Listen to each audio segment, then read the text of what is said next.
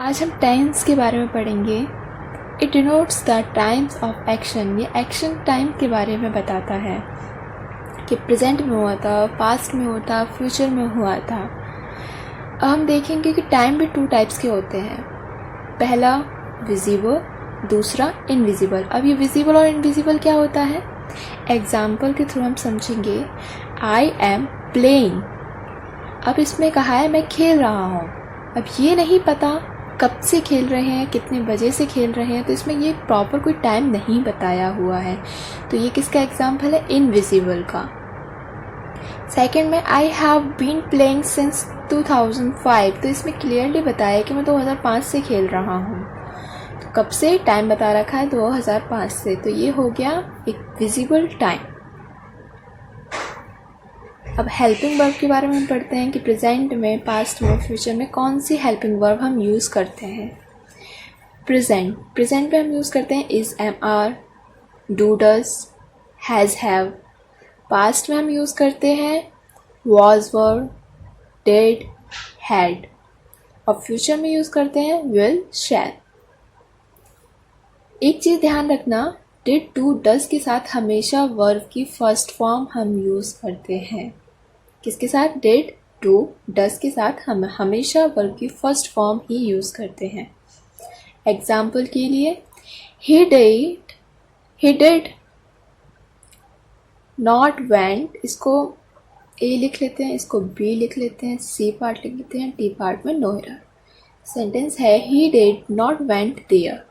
तो डिड के साथ हमेशा वर्ब की फर्स्ट फॉर्म आएगी तो वेंट कट जाएगा, he did not go there,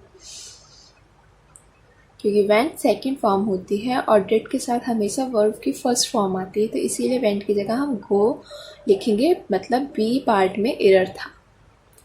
अब हम देखेंगे टेंस 3 पार्ट्स में डिवाइड किया है हमने, प्रेजेंट, पास्ट, फ्यूचर।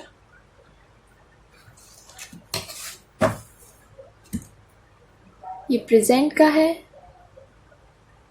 पास्ट मैंने थोड़ा शॉर्ट फॉर्म में लिख रखा है, बात यही है। और ये future. Past, present indefinite, past indefinite, future indefinite. Present continuous, past continuous, future continuous. Present perfect, past perfect, future perfect. Present perfect continuous, past perfect continuous, future perfect continuous. ये इसके 4 पार्ट्स में फर्दर डिवाइड्स हुए हैं ये। अब हम पहले पढ़ेंगे प्रेजेंट इंडेफिनिट के बारे में। तो प्रेजेंट इंडेफिनिट टेंस कौन से टेंस होते हैं, an action that happens regularly.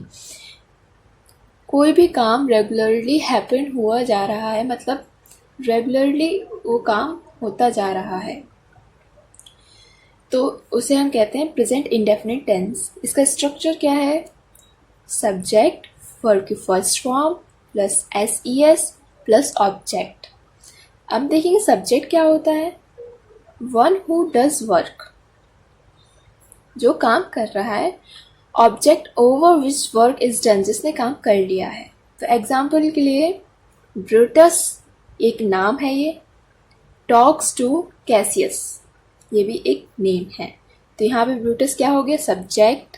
Talks एक वर्ब की फर्स्ट फॉर्म है, इसमें एस लगाया हमने, टू कॉसियस एक ऑब्जेक्ट। तो स्ट्रक्चर पूरा हमारा बनके तैयार हो गया, सब्जेक्ट, वर्ब की first form plus S plus object. मैंने एक हेडिंग डाली है, यूनिवर्सल ट्रुथ। नीचे समझ में आ जाएगा क्यों। The sun was a star. क्या सन एक स्टार था? नहीं। यूनिवर्सल ट्रुथ तो ये है कि सन अभी भी स्टार है। तो इसका सेंटेंस क्या होगा, the sun is a star, क्योंकि ये प्रेजेंट में भी अभी एक स्टार ही है। सेकंड देखते हैं, the sun was a little star 1000 year ago. यहाँ हमने क्या देखा, 1000 ईयर अगो, ये पास्ट की बातें चल रही हैं। और अब तो सन बहुत बड़ा है, पहले ही बहुत छोटा स्टार रहा होगा, लेकिन अब तो जाके वो बड़ा हो गया है। तो ये कब की बातें चल रही हैं, पास्ट की। तो ये एक तरीके से सही है। तो the sun was a little star 1000 year ago, बहुत साल पहले। तो ये पास्ट का है, तो इसीलिए पास्ट की हमने वर्ब लगाई है। 2 and 3 make 5। ये it is a mathematical calculation. ये जो मैथमेटिकल कैलकुलेशन होते हैं ये हमेशा सिंगुलर होते हैं। अब आप देखेंगे कि मैंने यहाँ पे एस क्यों लगाया है, क्योंकि एस भी एक तरीके से हम सिंगुलर के जैसे यूज़ किए जाते हैं। तो इसीलिए 2 and 3 जैसे कि हमने पढ़ा ऑलवेज सिंगुलर देखते हैं, तो मेक्स मतलब एस एक सिंगुलर के जैसे हम यूज़ करते हैं। तो 2 and 3 मेक्स 5, ऐसे इसमें करेंगे 3 and 5 मेक्स 8। सेकेंड आया पढ़ते हैं हम पास्ट इंडेफिनिट टेंस। ये एक सिंपल पास्ट होता है। An action that took place in the past, वो एक्शन जो पास्ट में हुआ था। इसका स्ट्रक्चर क्या है, सब्जेक्ट प्लस वर्ब की सेकेंड फॉर्म प्लस ऑब्जेक्ट। पहले वाले में हमारा क्या था, प्रेजेंट इंडेफिनिट में ये रहा यहाँ, और स्ट्रक्चर सेकेंड पास्ट में क्या था, सब्जेक्ट प्लस वर्ब की second form plus object. Standard number 1 में क्या है, if past time is given in any sentence that sentence must be of simple past tense. अगर पास्ट के अगर कोई टाइमिंग्स या फिर समय बता रखा है तो वह एक सिंपल पास्ट टेंस माना जाता है। जैसे एग्जाम्पल के लिए इन 1990, जैसे कि अभी हमें पता है 2021 चल रहा है, तो ऑब्वियसली ये पास्ट का टाइम है। In 1990 we had flown to America. अब हम इसका देखेंगे, वी क्या है हमारा, सब्जेक्ट। सब्जेक्ट के बाद क्या आना था, वर्ब की सेकेंड फॉर्म, बट यहाँ पर क्या आया, हैड, तो ये कट जाएगा, ये गलत है। यहाँ पर यहाँ फ्लोन लिखा है, मतलब वर्ब की थर्ड फॉर्म है ये, तो इसको किस में चेंज करना है, वर्ब की सेकेंड फॉर्म में। तो फ्लोन का सेकेंड फॉर्म होती है फ्लू टू अमेरिका, तो ये होगा in 1990 we flew to America. ठीक है, इसका सेकेंड एग्जाम्पल है, we have developed the lot during last century. Last century मतलब पास्ट की बातें हो रही हैं। तो वी सब्जेक्ट क्या था, फिर वर्ब की सेकेंड फॉर्म आनी थी, बट यहाँ पर क्या लिखा है, हैव, तो इसको काट देंगे, ये गलत है। सेकेंड फॉर्म क्या होगी, developed the lot during last century. Century क्या है, ये टाइम बता रखा है किसका, पास्ट का। थर्ड क्या है, last time Sundaram had dreamed that he was king Kohli.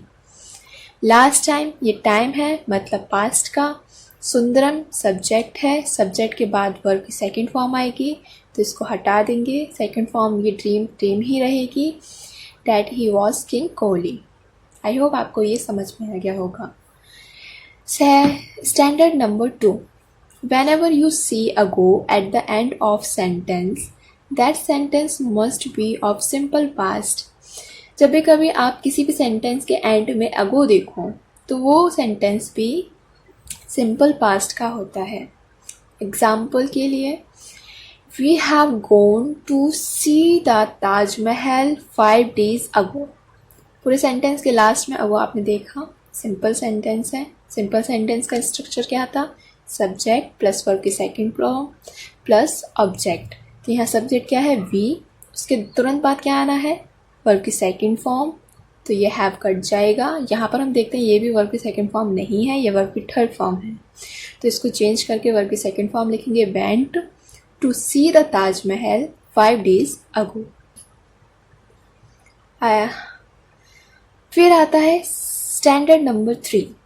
इसमें क्या है, if a sentence start with, अगर कोई सेंटेंस स्टार्ट होता है किसके साथ, it is a time, it is a high time, it is a right time, it is about time, इन 4 चीज़ें से अगर कोई सेंटेंस स्टार्ट होता है तो उसके बाद में सब्जेक्ट आएगा, वर्ब की सेकेंड फॉर्म आएगी प्लस ऑब्जेक्ट आएगा। तो इसका एग्जाम्पल के थ्रू मैं आपको समझाती हूँ। It is a time to play. ये थोड़ा अलग सेंटेंस है, ये मैंने जानबूझ के लिखा है आपको समझाने के लिए, ऐसा ना हो आपके इसके पीछे भी वर्ब की सेकेंड फॉर्म या ऑब्जेक्ट सब्जेक्ट देखें। ये सही है, टू के बाद हमेशा वर्ब की फर्स्ट फॉर्म हम यूज़ करते हैं, तो ये करेक्ट है। दूसरा देखते हैं, it is time we have played cricket. It is time, we क्या हो गया, सब्जेक्ट हो गया। सब्जेक्ट के बाद क्या आता है, वर्ब की सेकंड फॉर्म, बट यहाँ हैव दे रखा है तो इसको काट देंगे। वर्ब की सेकंड फॉर्म प्लेड ही होती है और क्रिकेट, ये अब सही हो गया है। It is right time, we should have played cricket.